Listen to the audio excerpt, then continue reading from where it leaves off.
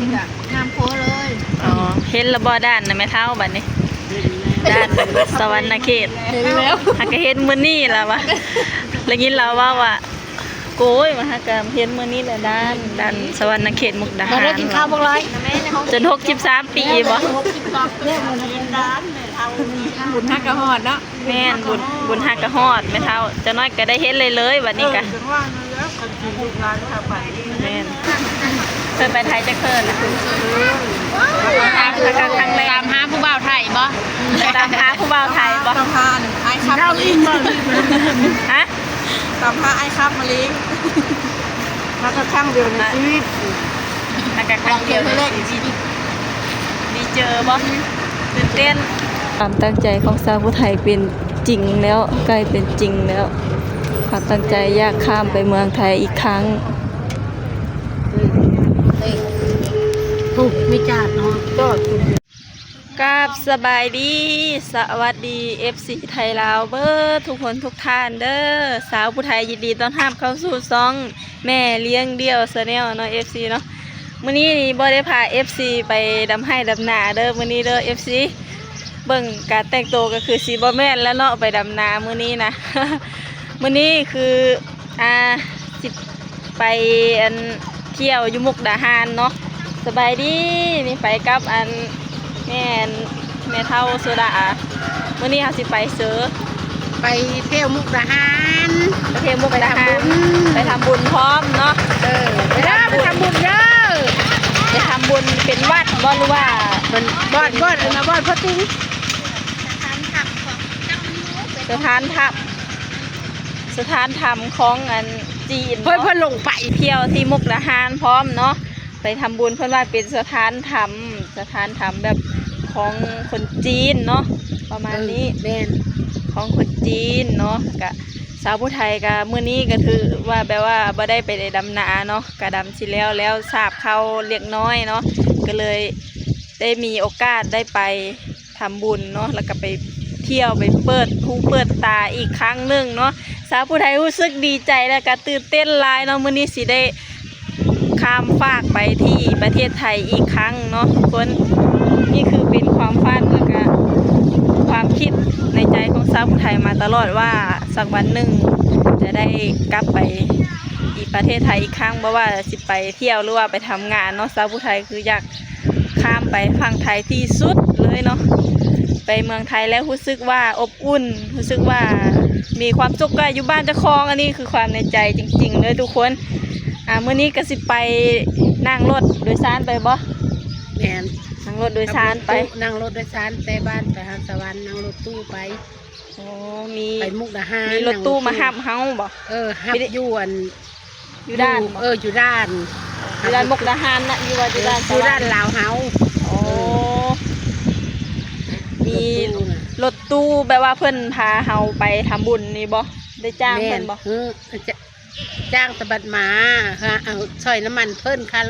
ซอยน้ำมันไม่ได้จ้างซอยน้ำมันแต่ว่าซอยน้ำมันเพิ่น150,000 กีบเนาะเป็นเงินไทยกับประมาณ220 บาทประมาณนี้เนาะก็มื้อนี้ก็ถือว่ามีโอกาสดีพี่น้องได้ไปทำบุญอยู่ที่ฝั่งไทยมุกดาหารเนาะ FC อยู่มุกดาหารถ้าได้อยู่มุกดาหารก็คอมเมนต์มาได้เด้อจ้ะคอมเมนต์มาเด้อเนาะสาวผู้ไทยดิสินั่งรถจากบ้านไปนี่สินั่งรถโดยสารไปเนาะทุกคนจิจ้างรถโดยสารไปกับคนละ220 บาทตอนนี้รถโดยสารกำลังมาเด้อทุกคนรถโดยสารประจำทางนี่อันนี้คือรถโดยสารประจำทางดอนแดงตาแล้วแกงกอกสะวรรณเขตคนหลายๆทุกคนนี่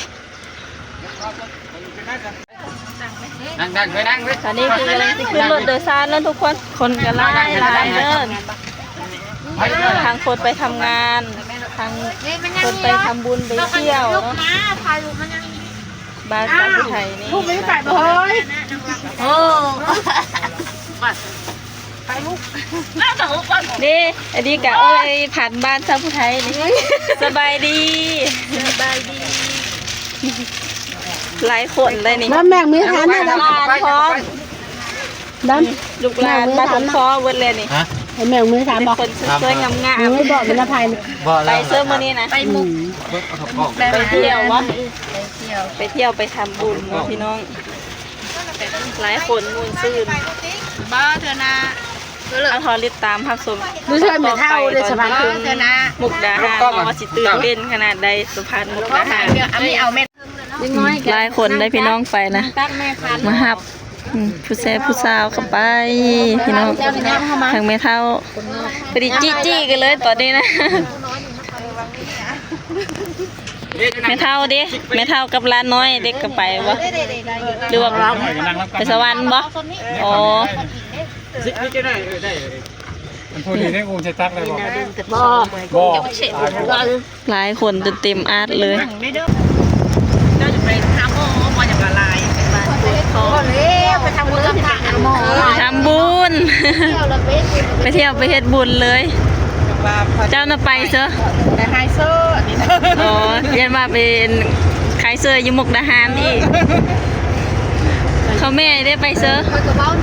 ไปน้ำกัน มุกดาหารคือกันบ่อ๋อไปทำบุญคือกันเพิ่นหลายคนเด้พี่น้องมื้อนี้นะ ไปสบู่ ไปแซ่ผู้สาว ไม่เอาผู้บ่าวเมืองไทยเนาะจองไว้เนาะ ไปหาจองกับผู้บ่าวเมืองไทยแหละ จองผู้บ่าวเมืองไทยแล้วนะ มีแต่คนงามๆนี่ เอาเบอร์กันไลน์กันเนาะ ปิ้งไก่ลาดบ้านเฮาซื้อปิ้งไก่ไปกิน ลูกสาวก็ได้ตามที่ ปิ้งซาวสามปิ้ง50 ได้ลาวนี่ เอา3 ปีก็ได้ เจ๊วะ สามปิ้ง50 ตาเนี่ย ไก่ลาดบ้านเฮา 3 ปี นี่คือสี่แยกตาแล้วพี่น้องถ้ามายามใดต้องได้ซื้อปิ้งไก่ ติ้ง มาทั้งปีโง่เลยเนาะ บ้านตาแล้วมาซิดอีพัด นี่ ชื่ออันนั้นอีเนาะ ไปเฮ็ดงานอยู่เซอร์ดัม อ่ะ ไปเฮ็ดงานอยู่เซอร์ ว่าแถวเอกสารอีก อ๋อเฮ็ดงานแถวเอกชัย แม่มึงก็ไปนะ หากระไปบ่ ไปก่อนเนาะ ไปก่อนเลย การถ่ายรูปเนาะถ่ายรูปจะไปเฮ็ดบัตร เอามาซุ่ม บัตรขาวข้ามด้าน กอง เสื้อเบิ้งผูกอีร้อยนะ มีแต่ผู้งามๆเฮ็ดไปร้อยอยู่นี่เป็นเตรียมผูกจะไปเฮ็ดบัตรเด็กๆเด็กน้อยผู้ใหญ่ที่บ่ได้พาสปอร์ตนะไปเฮ็ดบัตรขาวไป งามบ่เป็นหูไปตีเท่าแท้เนาะ งามซ้ำกับพี่อันเลย เท่า อันนี้คือหล่อโทงมาถึงสวรรค์มาดิหล่อมาส่งเงินบ่าวดำเพิ่นสิไปกรุงเทพ นี่คือศูนย์รถตู้นะรถตู้เมาพี่สาวรถเบา ไม่ บ เอา อก เพิ่นไม่เอาเพิ่นสิลงนี่เขาเรียกว่าประดานจะลงไม่เอาเพิ่น รถเบาบอยมิตรภาพไทยลาวเด้เนาะ ชื่อรอเอว คนก็ยึดไปกรุงเทพหลายหลาย เราก็ย่อเจ้า ทางรถตู้คนคือเป็นบริการทุกที่เด้อบาบอยนี่สาวผู้ไทยไปตอนนั้นนั่งรถตู้นี่ละโรงเรียนอาเซียน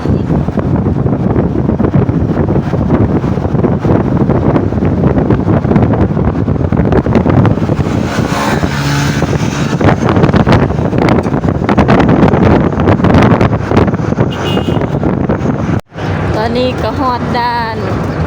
สวรรณเขตมุกดาหารแล้วจ้าเป็นเวลาเที่ยงประมาณ30นาทีเนาะถึงแล้วพี่น้องเอ้ยโอ้ความตั้งใจของสาวผู้ไทยเป็นจริงแล้วใกล้เป็นจริงแล้วความตั้งใจอยากข้ามไปเมืองไทยอีกครั้ง ถูกไม่จาดเนาะจอดจอดแล้วนะ หลายคน มันก็จะเอาดูอ่ะ คนละ 50,000บ่ คนละ80 คนละ80,000เนาะประมาณ100 กว่าบาทพี่น้อง ถึงด่านมิตรภาพ คนละ80 สวรรณเขตมุกดาหารแล้วเนาะ น้ำโพเลย อ๋อเห็นระบ่ด้านนะแม่เท่าบัดนี้ด้านสวรรณเขต เห็นแล้ว หากก็เห็นมื้อนี้ล่ะวะแล้วยินเราว่าโกยมาหากก็เห็นมื้อนี้แหละด้านสวรรณเขตมุกดา มา หาร ได้กินข้าวบ่ร้อย จน63 ปีบ่ เนี่ยมันเป็นร้านเลย บุญฮักกะฮอดเนาะ แม่นบุญฮักกะฮอดแม่เฒ่าจะน้อยก็ได้เฮ็ดเลยบัดนี้ก็ จังว่านั่นแล้วคนกินลูกหลานพาไป แม่นแม่เฒ่าอยู่บ้านชาวพุไทยนั่นแหละเนาะแม่เฒ่านอน อันนี้ก็ลูกสาวเพิ่นเอ้ยพันธุ์อันนี้ก็หลานเล่น หลานเล่นลูกหลาน ไปเที่ยวจักเทื่อเลยเอ้ยพันธุ์ ซ้อมเธอแล้ว ม่วนบ่ไป ม่วน ไปพังไทยเป็นจังได๋ ขับนวล ความเจริญรุ่งเรืองแตกต่างกับบ้านเฮาบ่ ไป วันนี้เด้ซื้อนั่นเลยผู้สาวงามๆนี่ รถไถ ซื้อลีมีตาบ่ มาลูกคือรถนี่แหละ เคยไปจักเทื่อแล้วบ่เคยไปไทยจักเทื่อแล้วตามครั้งแรก ตามหาผู้บ่าวไทยบ่ ตามหาผู้บ่าวไทยบ่ ตามหาไอ้ครับมาลิง ฮะ ตามหาไอ้ครับมาลิงมาสักครั้งเดียวในชีวิต แล้วก็ครั้งเดียวในชีวิตดีเจอบ่ตื่นเต้นสิได้ไปเห็นประเทศไทยแล้วอย่าไปประเทศไทยอย่าไปอย่าไปเที่ยวอยู่เซอร์ซีซุดนะอยู่ในเมืองไทยนะเที่ยวห้างหรือว่าร้านอาหาร โรบินสัน ฮะ เพื่อโรบินสัน เที่ยวโรบินสันเป็นเลิศโรบินสัน เป็นห้าง เป็นห้างบ่ จักวินินตะเขาว่า โอ้ได้ยินแต่คำเว้าแหละอย่าไปเห็นอย่าไปเบิ่งเพิ่นว่า เยอะถือมาจะเป็นรัฐยาจะเป็นดิสนีย์เนาะแล้วแต่มันทะเลนี่ล่ะ แม่น พวกพลังบุ้ง ไปเสื้อสุดบิกินี่บ่ พลังมันต้องดำๆอ๋อ จะไปหาพวกพลัง พวกพลังเขาไม่ตีเนาะ แม่พี่น้องรถผู้โดยสารรถเมล์เนาะสิข้ามไปประเทศไทยหลายหลายเด้อนี่พี่น้องนี่ มันถามไปเที่ยวก็เป็น เพราะว่ารถส่วนตัว เพราะว่ารถตู้งานไปเที่ยวเนาะนี่หลายคนเนาะว่าพี่น้องเนี่ยคนลาวหลั่งไหลไปทำงานที่ประเทศไทยนะได้หลายพี่น้อง ข้าก็ไม่ให้นั่งตั้งยืนรถไปมุกรถมันจะมุกคือกัน รถคันเพลอทันขึ้นนั่งตั้งก็ได้นั่งเนาะคันผู้ใดบ่ทันได้นั่งก็ได้ยืนพี่น้อง เพื่อนจะได้นั่งตั้งอันเก่าครับ ถูกคนหลายหลั่งไหลไปทำงานที่ประเทศไทยพี่น้อง